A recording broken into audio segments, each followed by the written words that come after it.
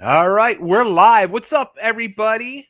Happy Wednesday night and happy welcome to the first episode of The Closing Table. Of course, you know me. If not, my name is Ragni, and along by my side is my good friend, and I can't believe he's doing this. I believe it. Come on.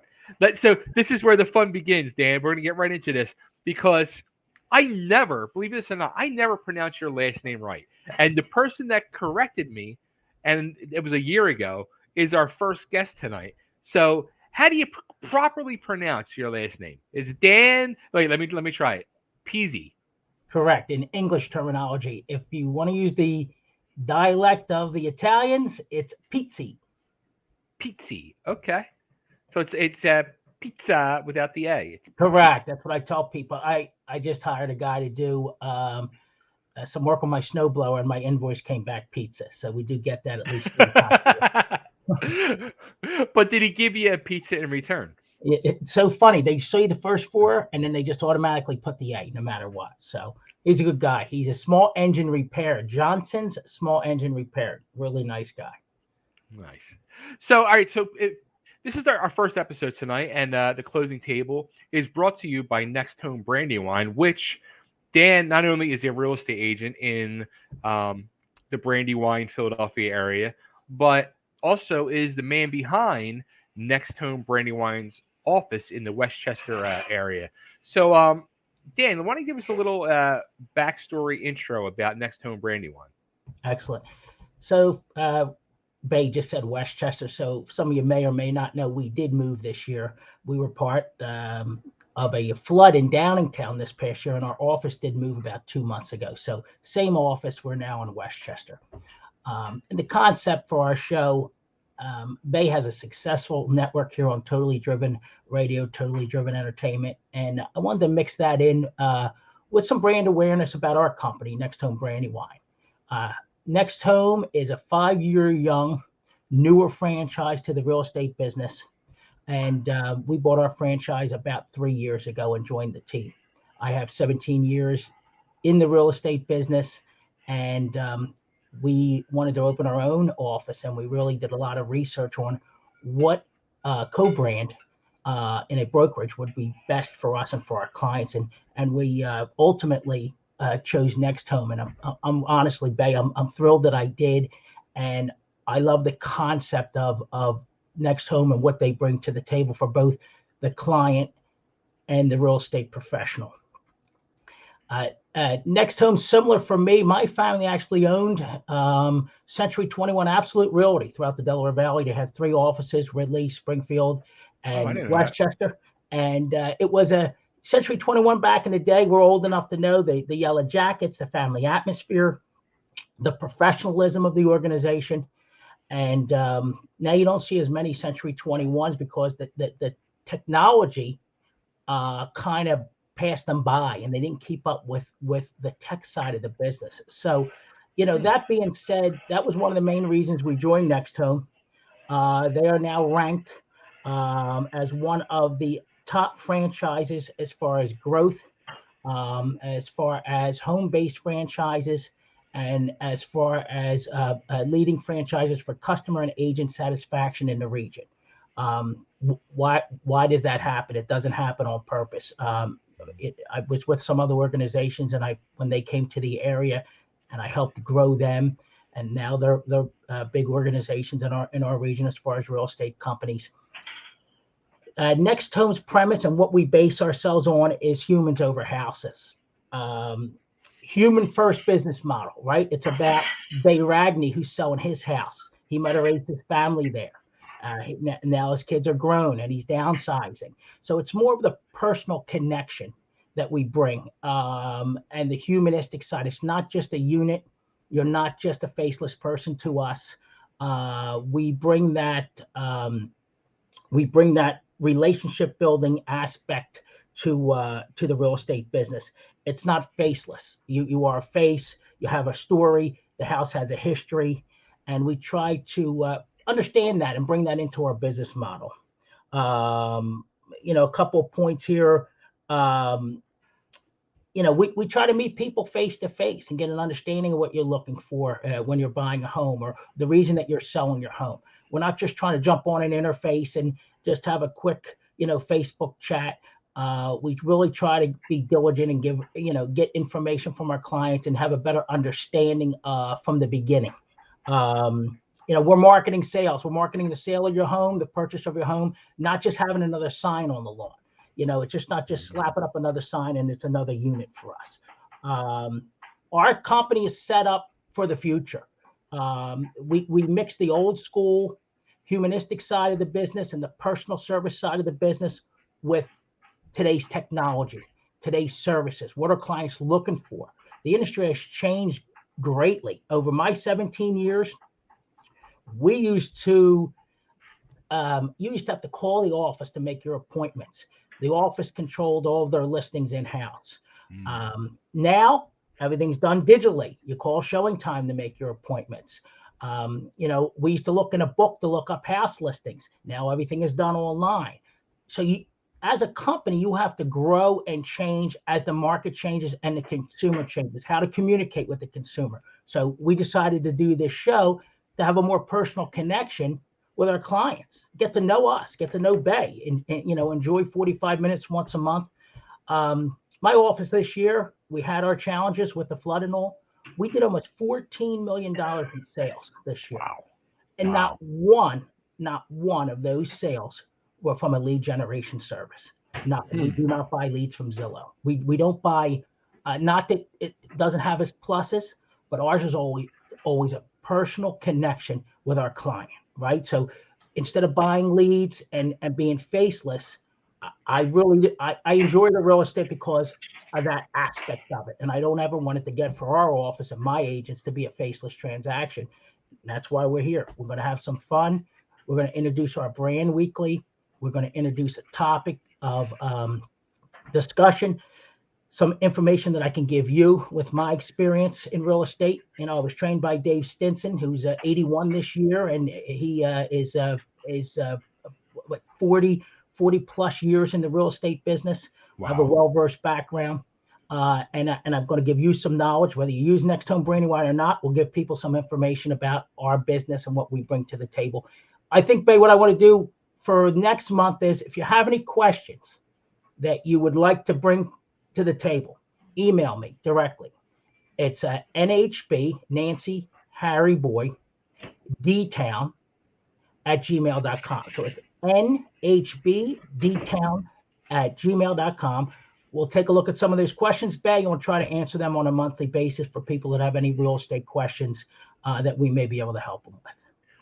I'll tell you what, I'm glad you answered like all that, like off the bat, because I never heard, I mean, honest to God, I never heard of Next Home or Next Home Brandywine until I met you through the world of pro wrestling. And I always wondered to myself, like, where did Next Home real estate even come from? Like, I never heard of it. Like you mentioned, you always heard like Century 21 or Remax or blah, blah, blah, blah. And it was like, where did this Next Home come from? And I wonder too, being that you're the man behind the office for Next Home Brandywine, why did you choose that? Yeah, so I actually joined, a little bit of a backstory, years ago when Long & Foster entered the area.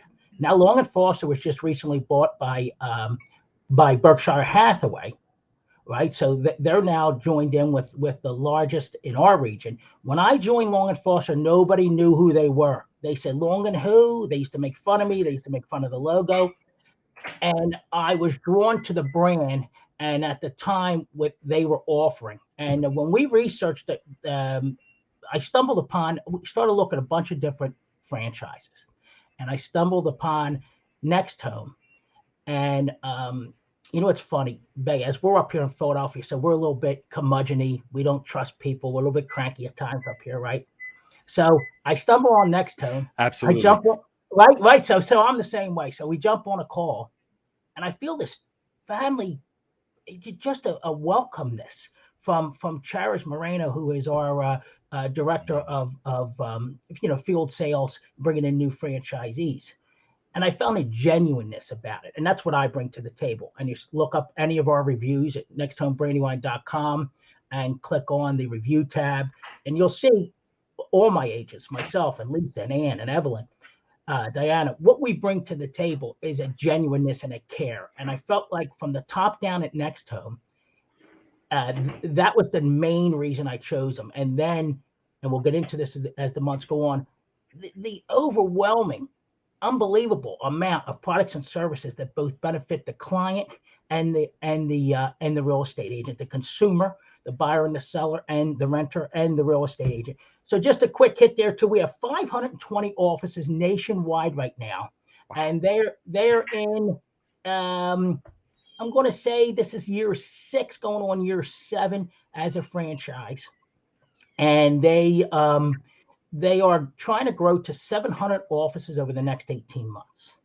Nice. So locally, and I'll give a shout out to my friend Mark Realadel at Next Home Signature. Mark actually has COVID, and his mother just passed away. So Mark, shout out. We love you, buddy, and we hope that you feel better, and we're very sorry for your loss. We have about 7 offices in our region. We have 2 down in Delaware County. There is 3 out here in Chester County. So we have about 7 offices locally and growing. And we do kind of dovetail off of each other. So any of our offices, it's kind of like a family. We can use any office. We have our brokers open to us at any time. So my main thing was the family aspect of Next Home, how much they cared about the consumer and how much they constantly are making changes to stay relevant in the training and the information, in the technology, and always looking to stay cutting edge so they can deliver the best possible service to the consumer. And on the flip side, to the agents. I mean, the branding that I get from them that I didn't get from any other company is a real value add to my business unit. And I'll say this, even 3 full years in, it truly is a family. They truly care about you. What they did for me when I had the flood was overwhelming support. And it's been that way since day one, and it wasn't phony, it was real. And if anybody knows me, that's what we bring to the table: a realness, an honesty, straightforward approach, understanding of the business, well-versed in what we do. And that's kind of why we chose them. Now, when you choose somebody, as you know, Bay, you don't know if it's going to be the right decision or not, right? We make a big decision. Myself, my brother-in-law, Mike, I say, oh my, well, we making the right decision of being with Next Home. Really, we love it. And we're hoping to bring some of that awareness on this show, plus have a little fun. And that was the concept of us doing this. And I appreciate you hosting the show. If you haven't listened to the channel, if you like music and food and entertainment and some fun stuff, Bay is wonderful. He's a terrific host, and he brings just a great source of entertainment. So if you haven't subscribe on YouTube, please, and like him on Facebook. Totally Driven Entertainment. Thank you, Dan. And let me say this too, like that speaks volumes. First of all, not only about Next Home as a whole, because getting that feeling and energy that you spoke about of family and everything, I mean, that speaks volumes right there. And also too, something I want to say about you, Next Home Brandywine has been a sponsor of my shows for over a year now, and you could just be sitting here saying, oh, it's about Next Home Brandywine, and that's it. But no, from day one, Dan has said to me, look, there's offices nationwide. If I can help not only my office, but any office nationwide, we're a family, and let's help everybody. So, yeah, appreciate you mentioning that, because we do have offices. I think we're missing one state, but I think as of this year, we're going to be in all 50 states. We're going to be opening in Puerto Rico soon. We do have an office in Hawaii. And Bay's a transplant now. He's down in Memphis. Nashville. Excuse me, I said Memphis. Nashville. I'm not living in Graceland yet. I'm thinking of Jerry Lawler here. He's down in Nashville. He's a transplant down there now. So I know he has a nationwide audience, and we can give you referrals to another Next Home office across the country. Absolutely. I think we're going to bring in our special guest here coming up. Let's do that. Real quick, though, what was that email address again? Yeah, it's N like Nancy, H like Harry, B like boy, D like dog, town at gmail.com. So it's nhbdtown@gmail.com. Forgive my Delco Fallcroft accent that comes across. There we go. There you go. nhbd10@gmail.com. Email the questions. Bay and I will get to a few questions on each podcast monthly, and hope to give you some real information, about your real estate transaction. Absolutely. I'm looking forward. I'm glad our next guest was willing to join us. He's been on Bay's show before, and I'll let Bay introduce. Here he comes. Here he comes. There he is. We're fashionably late on you. Look at him. He's got a fly haircut. So I'll let Bay run this, but yeah, let me just say one thing, Bay, real quick. I met Jerm through I'll say his day job. I have a son that has special needs, and Jerm used to help us with him when he was up here in Philadelphia, and he's a music artist based originally from Philadelphia. I'm going to turn it over to Bay and shut up, and let's introduce Jerm Realadel. You don't have to shut up, because let me tell you this, dude. Like, I got to interview this guy a year ago, thanks to you, Dan, getting us hooked up.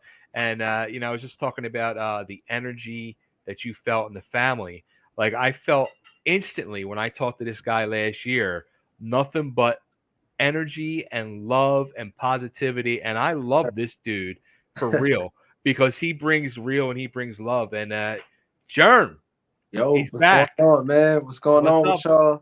It's great to see y'all. Always a pleasure. Always a pleasure. You got it going on, man. Like, I just saw too. You were out there on the Struggle Tour. Yeah, I was doing a tour. I went to Miami. I'm in North Carolina right now, so I did a tour around here. And yeah, man, it's called the Struggle Tour. This is the second tour that I'm doing. It's the Struggle Tour number 2, basically. And what we're doing is we're going to different cities, performing, and we're giving back to the community. We're feeding the homeless. We're clothing them. And, we're just trying to help out and be a good cause to the community.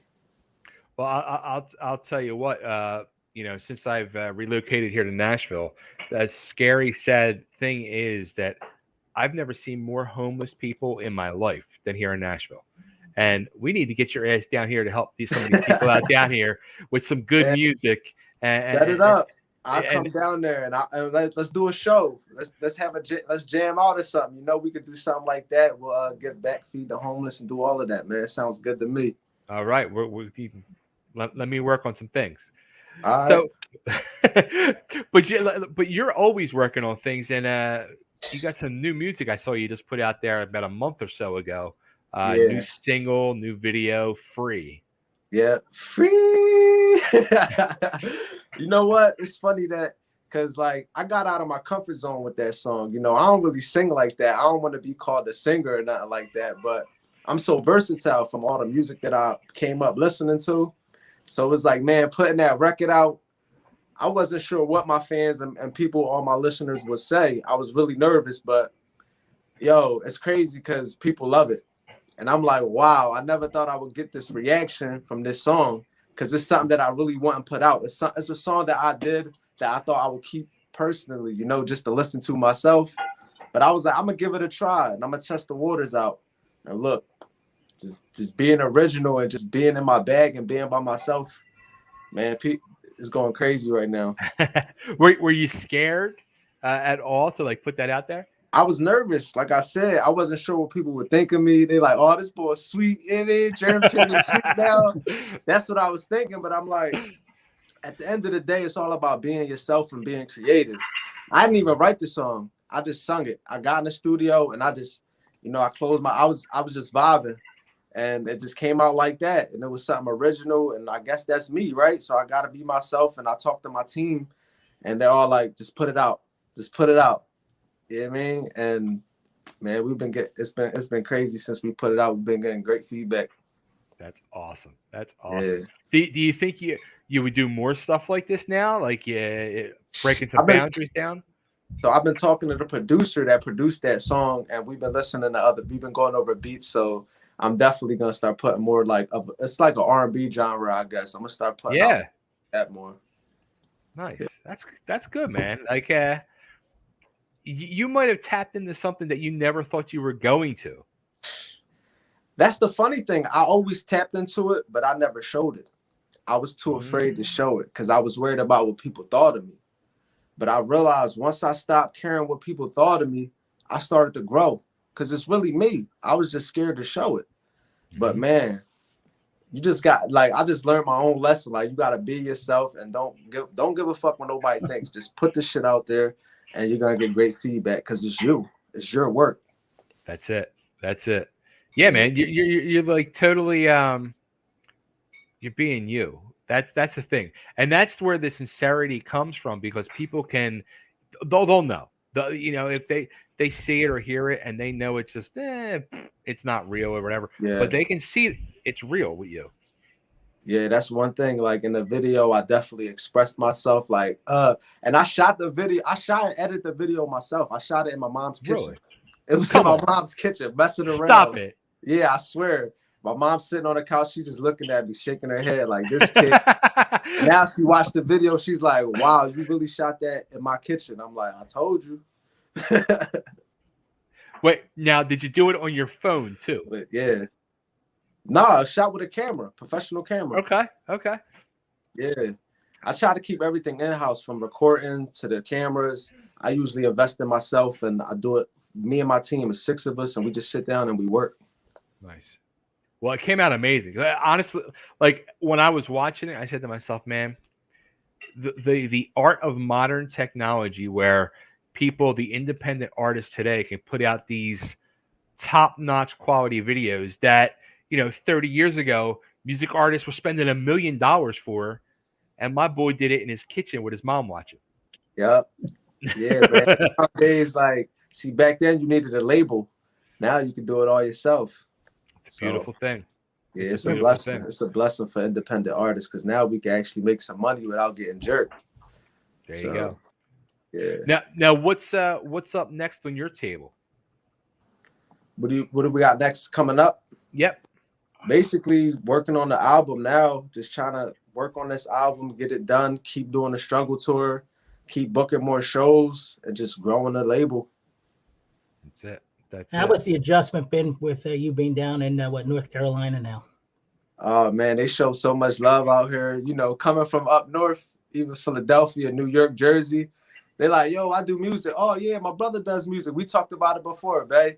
And it's like out here, they're willing to like, "Oh yeah, you do music? Send me a link. Let me check it out. I'll give you some feedback." So when they say Southern hospitality, it's real. I'll tell you what, he's absolutely right because back home in Philly, you go to the supermarket, you go anywhere, people are like, they don't want to talk to you, they don't want to bother you. Here, everybody wants to talk to you, everybody wants to be your friend, everybody wants to. They want to sit and read a book with you. They just want to do everything with you. Like in Philly, they tell you to go screw yourself. Yeah, like so I came out here and I started doing shows and I'm networking with artists, and these artists are mad friendly. And me, I got my guard up all the time. Like he's scheming on me. He trying to rob me. But in all reality, he's just trying to be friends. He's just trying to network and be friends or whatever, and trying to work with me and stuff. But being from up north, you got that mentality like, nah, they want something out of me. They trying to get me. So moving out here definitely was a change, and the music industry out here is is way more politer. Absolutely. See, I didn't know you moved. I didn't realize that. Yeah, I had to come to the South. I wanted to switch it up. So I grew a nice little fan base up north. Now I feel like it's time to come out here and share my music with them, see what I could do. Because I felt like if one thing wasn't working, then you always got to switch it up and try new things.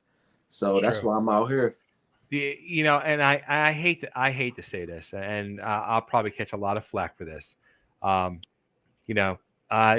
heart's always Philly, but the music scene in Philadelphia is just bad.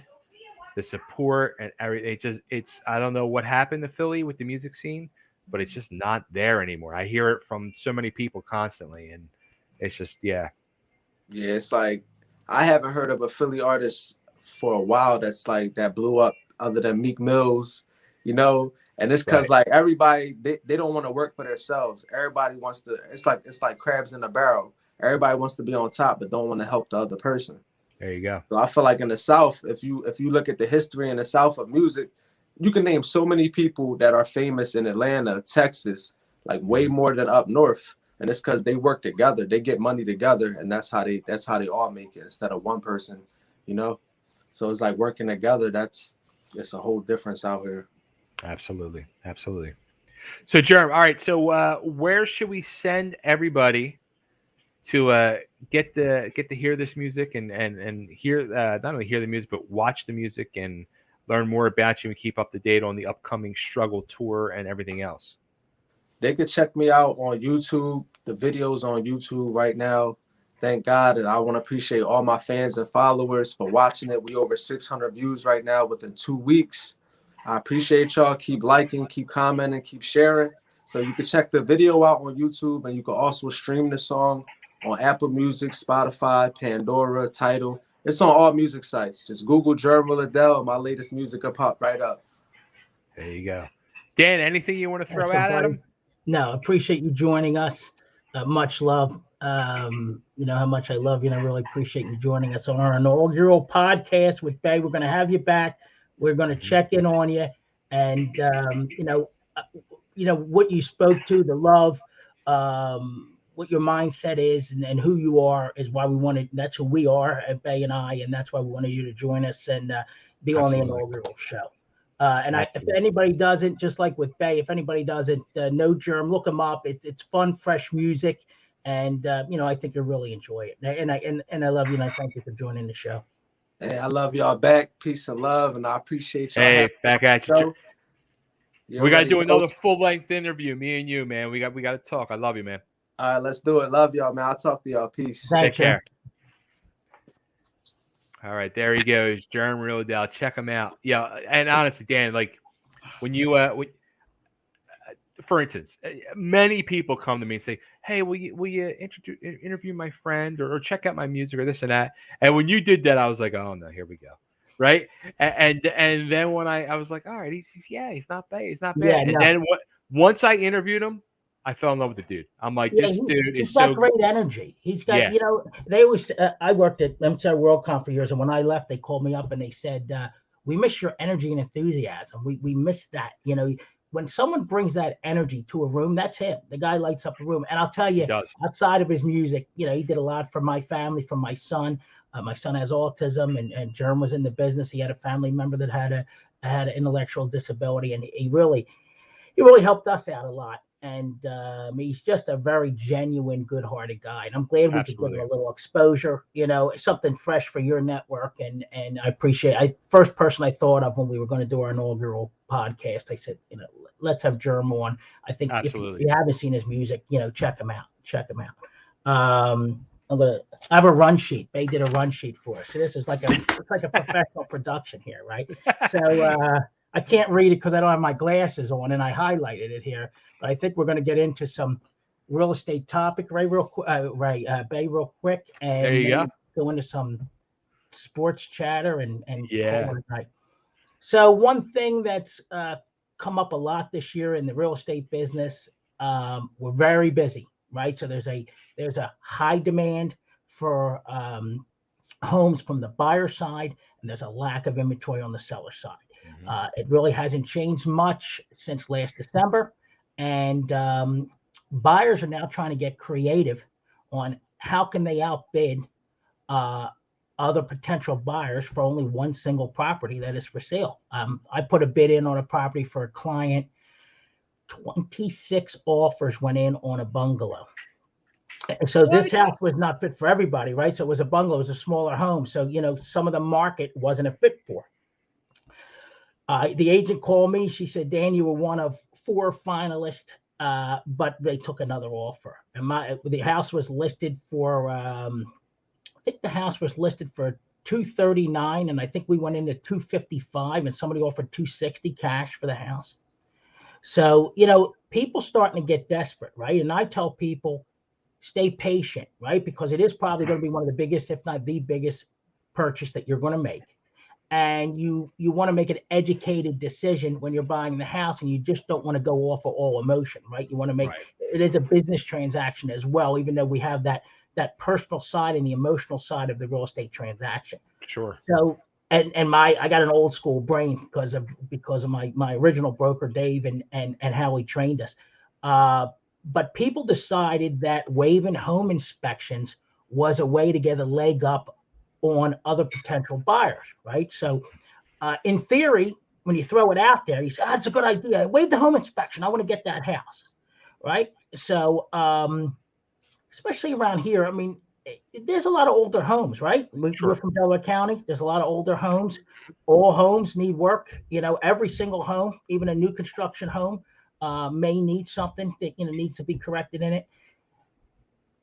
We use the term in the business risk mitigation, right? So from both the buyer and the seller side of things, my strong suggestion is that you don't waive home inspection, because it's 100% buyer beware, and all the risk goes on the buyer side of the transaction. So the buyer's going to overpay, right? So everybody's overpaying in this market up to 10%.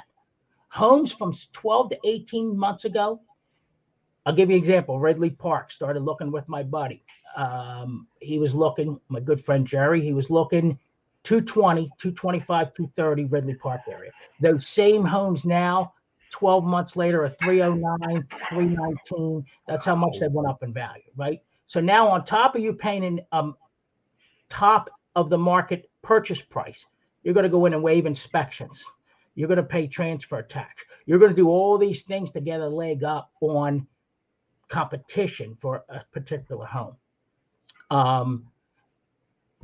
I strongly advise against it, even from a seller perspective. And we'll keep this short, but the seller has to fill out a seller's disclosure when you're selling your home. You fill out a seller's disclosure, and it's about 11 pages now, and it tells you everything about the home, what the seller knows about the home. They lived in the home. They know, did you have a leak in your basement window? Did your toilet leak? All that information should be on the seller's disclosure. Sometimes the people, they don't recall. There's no malice sometimes in when they're filling out a seller's disclosure.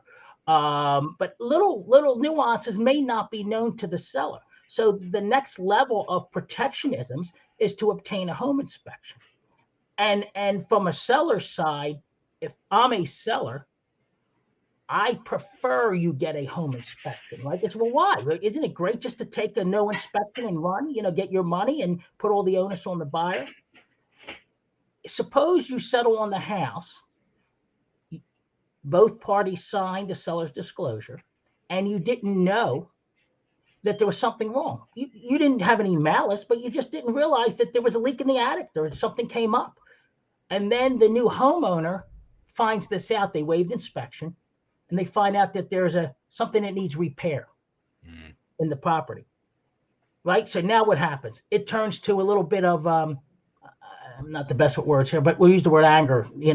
Hey, why did that seller not put that on the seller's disclosure? Well, maybe they didn't know that there was something wrong. You come from a basis with that there's no malice in it. But now the buyer says, look, I want to put some onus back on the seller post-transaction to say, listen, you're responsible for this. I want you to fix this. And that goes into another direction. But, if you're, and we'll have him on, Ernie Homer Inspection Services, I highly recommend. The guy is extremely thorough, and he falls in line with what we believe in. He really cares about who he represents and the detail that goes into a home inspection. Homer Inspection Services, Ernie's out of Downingtown. He brought in another gentleman. They're getting bigger now, Chris. If you're considering waiving, do a pre-offer inspection. So bring the home inspector with you when you go look at the house. Let him run through the house for an hour. Try to make it 1 or 2 appointments. Bring, if you can't get an hour-long appointment, bring the inspector with you. Let him run through the house just to comb it over real quick to make sure on the surface that you don't see anything that could raise a red flag. As far as home inspections go, my suggestion to people is stay patient and ensure that you protect yourself as a consumer. And there's many ways to do that. Ask your real estate professional. You can call our team or go on nexthome.brandywine.com and find an agent in all 6 counties we cover in the Philadelphia area. And like Bay said, we do national referrals. But home inspections, it's a big sticking point for me. We want to make sure we're transparent from a real estate perspective and that the consumers understand what they're getting into. So an education and articulation for the buyer and the seller when it comes to home inspections. We want to give people my wife makes fun of me. It's my same tagline for 17 years. We want to give people the information so you can make an educated decision in your real estate transaction. We want you to make the decision, but we want to give you all the information that you are going to need to make that decision. So that's our point this week. Don't waive a home inspection. If you're a seller, really consider allowing the home inspection, even though if somebody wants to waive it. Protect yourself from the buyer and the seller side of a real estate transaction. So that's our tip for this week, home inspections. If you have any questions on that, you can email again, nhbdtown@gmail.com. There you go. So a topic that, like we said, we're going to mix this up with some entertainment talk, sports talk, to go along with the real estate talk. And a topic that Dan brought to my attention that he really wanted to bring up. And I'm guessing that's why he's wearing this Raiders freaking hoodie. There it is. He wanted to talk about the whole John Gruden situation, the email leak, the scandal. And, a big thing, I mean, it's been a few weeks now, but a big thing that came out this week, and even Dan brought this up in our conversation the other day, and I was happy this guy brought it up because, honest to God, I thought he died, and I was so happy to hear he was still alive, and that's Brent Musburger talking about John Gruden. Did you know he was the radio voice of the Raiders? I never knew that. Really? Yeah, he is actually the radio voice of the Raiders.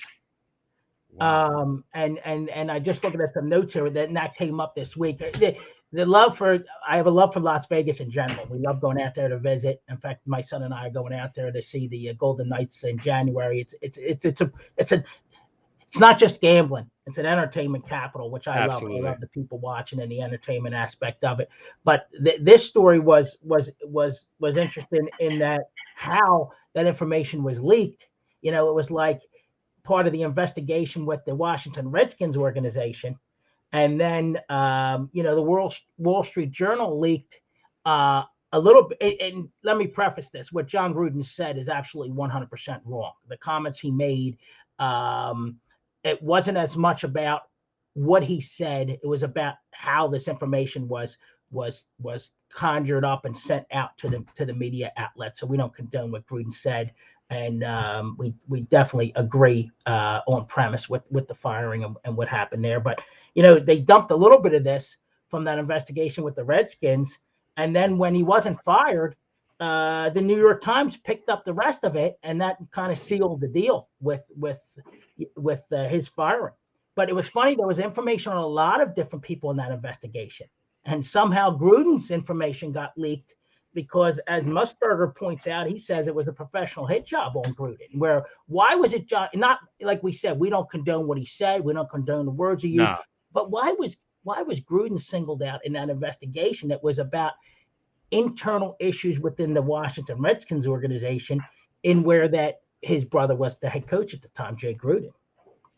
Yeah. So, I mean, I think both John, through his years in the NFL and as an announcer, and his brother probably ruffled feathers along the way, because let's face it, Gruden has never been one to bite his lip and keep quiet about things. He's always been very open and honest and shot off from the hip, and he calls it how it is. And I'm sure he's pissed a lot of people off over the years and burned a lot of bridges, and people probably have been just waiting for an opportunity like this to happen, and somebody absolutely initiated it, because there's multiple thousands, 50, 75, 100,000 emails or wherever, maybe even more, that they're saying, but there's only one person that's taken the fall for all these emails. Yeah, that was, and in this day and age, with how quickly someone can take out a phone or record something, what to tell you. You really have to watch what you say. And here's one, Dan Pizzi always says, you have to watch how you say things to people, right? Yeah. So you have to watch how, and I'm getting better as I get older. How do you frame something? Even when I talk to other realtors, other professional people, it's what you're saying and how you said it. That style that he brings isn't today's culture style, right? Because he's a little bit too much out there. And what the shame of it is, from a sports fan's perspective here, it hurt the Raiders in general, and that new stadium, the energy. We talked about energy and enthusiasm. Mhm. When you go out to Vegas, me and Danny were out there for the Golden Knights playoff game, and you see the energy for the Raiders football games. They're so happy to have sports down there in the desert, and they're so excited, right, about getting professional sports teams. As that city has grown, you have the traveler, plus you have the people, the larger mass of people that live in the Vegas area now. It's fun. I mean, it's fun from a sports perspective. The stadiums are spectacular. They're new. They're state of the art. You're surrounded by the desert and the Las Vegas Strip, but just the appearance, the visuals, the energy. And from the sports side of it, you feel bad for the organization that it happened, and you feel bad that they got to kind of hit the reset. The Raiders can never get any traction, kind of hit the reset button. I've always liked them. Eagles, of course, are our team, but I always like I even like the Jets, believe it or not. I mean, the horrible Jets. But you kind of pick teams over How'd the that years. happen? Vinny Testaverde. I love Vinny Testaverde. Okay. So, The Paisan. Vinny, I yeah, get it. Vinny. I get And he it. used to always show the timely interception, Vinny, right? Always. And my wife used to laugh. She said, Vinny's going to throw an interception, and they're going to lose the game. Always. With my boy Vinny Testaverde from the U. But that's how you kind of get the like in these teams. I like the Raiders' mystique when I was younger, and the tough, hard-nosed style. So we wanted to touch on that a little bit. I wanted to bring up one thing. We're talking a little Eagles here, and we're going to get out of here shortly. But we're going to introduce some of this as we go. We're huge wrestling fans, Bay and I, and if you don't know, look it up. And Bay's looking like, what's he going to say now? So Bay, his alter ego years ago was Chubby Dudley from ECW, and he was part of the Dudley Boys way back in the day on ECW. We're going to, as time goes on, open up some layers to that and talk to Bay about his past and ECW. I used to go. That means Dan has questions.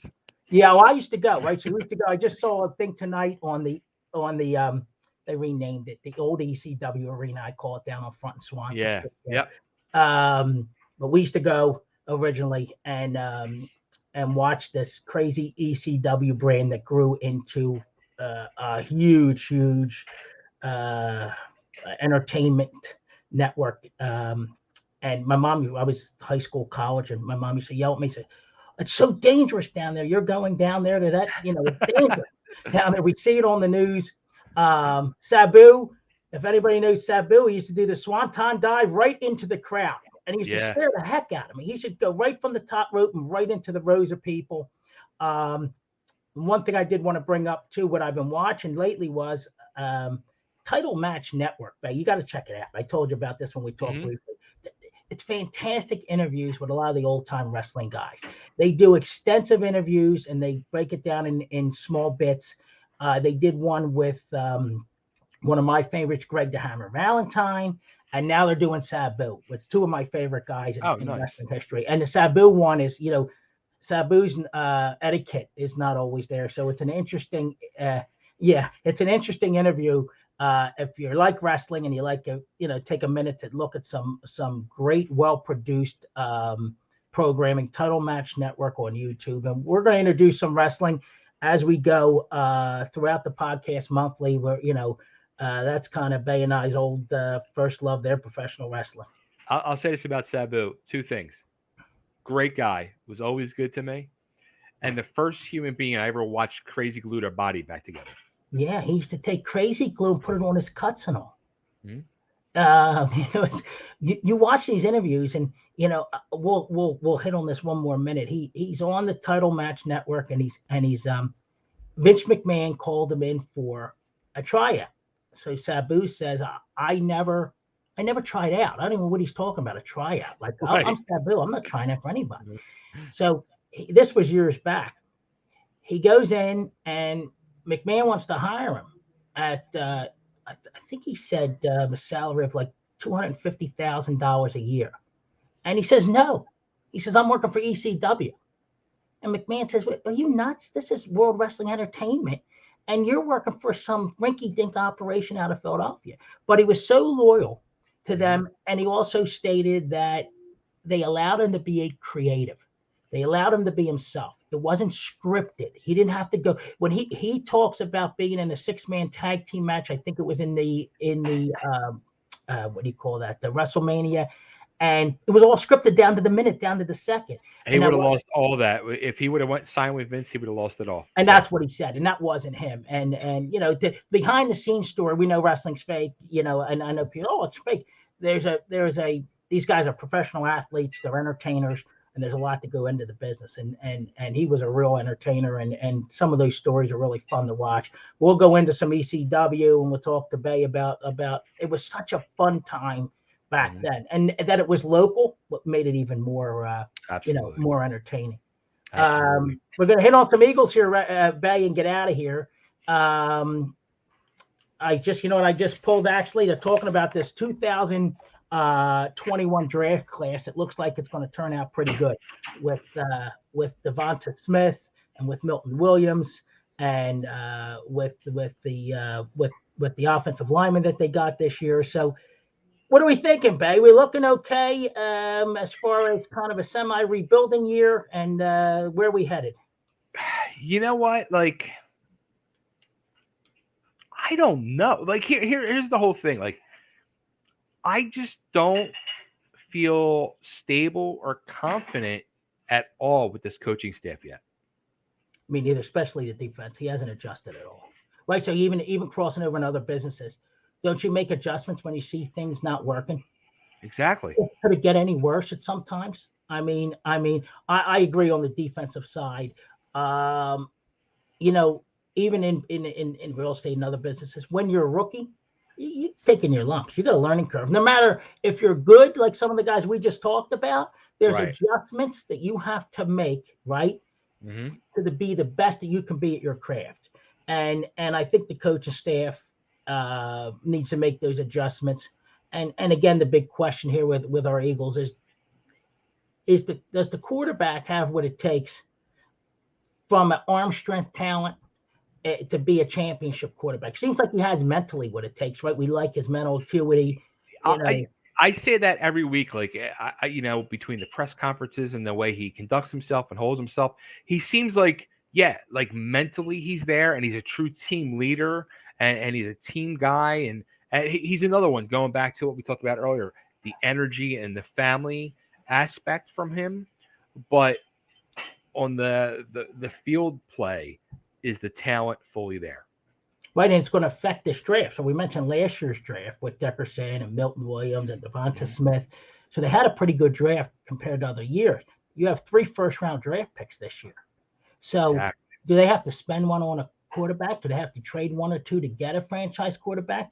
The best-case scenario for the Philadelphia Eagles is that they don't have to do that, and they can draft for need at these positions, defensive line, linebacker potentially. Not in the first round, they'll never do it, but cornerback, safety, the safeties are getting up in years. So it's going to be interesting to see how the rest of this year plays out and kind of how this quarterback situation shakes out. And, maybe they sneak into the playoffs. Right now, they're a half a game behind Washington. Maybe they get a little experience. We talked about the coaching staff. It might be good for them and the quarterback to get a little experience and maybe sneak in the back end of the playoffs. Let me ask you this. Do you think Hurts was really hurt this week, or do you think they sat him on purpose for a reason? I think he was banged up, and I think they thought that Minshew could win the game, and they would give him a week. And the poor Jets are decimated on defense. They would give him the week, and I think it didn't hurt that he got a chance to watch from the sideline. Minshew's not. I love him. He's like me. He's a Tasmanian devil guy. He really is. Yeah, but his arm is weak. But he's a winner, and he can win you some games as a backup quarterback. And he's a guy I think is good to have around. He's not your people call on the radio. He's a franchise guy. He's not. I mean, anybody who knows sports, he's not. And they really have to see these last 4 games here. Is Jalen Hurts the guy moving forward? And because I tell you, it's going to affect everything they do in the off season to get better. If he is, and they can build around him. You don't have to be a gunslinger. I mean, you can build around that style. It's not conducive to today's NFL, but you can definitely build around that style. So exactly, we're going to keep looking at that as the season. Maybe the next time we meet, the season will be over, and we can have a discussion on how this last 4 weeks played out. How about that? real quick before we wrap up, did you see the video? It's probably like almost like a parking lot, probably like wherever the team bus was with Minshaw and his And his father. dad, yeah. How amazing was that? Okay, so I thought he was going to knock the guy over. He I kept did hitting too. him. I was worried for Holy him. cow, he's more. But I thought he was so pumped up. I'm an energy guy, and that we talked about that. That if he don't have the most talent, but when you feel that energy from the guy, he's a leader, and that makes a difference. This guy wasn't even supposed to be in the league. The guy is a leader, and it was a real human moment, and that's what we talk about, right? Hmm. Humans over houses, the Yeah. father and the son connection over the football game. Yeah. That guy coming up all his life playing sports, and then be able to win a game for the Philadelphia Eagles on a big stage in New York. Hmm. Hasn't played in a year. Right. It was awesome. And I think you know people in Philadelphia take to that. They love that. Absolutely. They like Absolutely. that. That's all Philly. Hmm. The guy don't have the most talent, but he has the heart. They got him for a 6th-round draft pick. He's a perfect backup quarterback. Yep. We'll say this when we wrap up here. They said that he broke the charts with the testing, the IQ and the mental acuity testing. The guy's extremely intelligent. I just heard that on the radio this week. Wow. That he's so when you're learned, right, and you understand, you don't have to have the most talent because I played basketball as a kid. You try to put yourself in positions on the floor, right, to be successful because you have a good IQ of the game and how things are Yeah. played. And I think that's what he does from that perspective. But that was a great moment. It was enjoyable. I watched it a couple times. It was fun to watch. If we could take half of his heart or half of Jalen Hurts' heart and put it in Ben Simmons, we'd have a championship team of the Sixers. And the Sixers are my team, right? So I'm a huge basketball fan. I coached CYO basketball for years. I coached Center City Coachable Basketball Summer League. I can't with that guy. There's no heart. And here's a guy that doesn't want to get better. We're taking. I've been in real estate 17 years. We're taking trainings. We're talking to other brokers. We're learning every day. This guy doesn't want to shoot a jump shot. I was a point guard that couldn't shoot, came off the bench and did some things. This guy's got to shoot. You have to keep the defense honest. I just read an article today. There's some things are shaking out in December with anybody that was traded this year to a team after a certain date in December here, they are eligible to be traded again.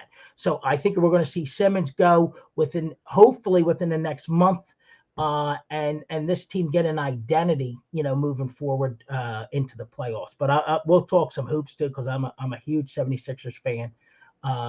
One quick shout out to the Wings. We got season tickets to the Wings this year, me and my son. It's a blast. If you like lacrosse and you haven't been there in a while, we're going again Friday night. It's an absolute, you talk about fun. You would love it. They play music the whole game. They mix That's different awesome. types of music in there, and it brings energy. The music just adds to the fun of the game. And if you Philadelphia Wings, check them out. It's a family friendly event, cheap tickets. We just had a blast this past week. We'll be there Friday night against New York, but that's a fun evening as well. That's great. Hey All Dan, right. we got a question for you real quick before we go.